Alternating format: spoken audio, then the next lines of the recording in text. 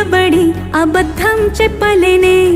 నా అద్దం అంటే నువ్వే మరి ఈ నిజం దాచలేనే ఆ అద్దం ముందు నిలబడి అబద్ధం చెప్పలేనే నా అద్దం అంటే నువ్వే మరి ఈ నిజం దాచలేనే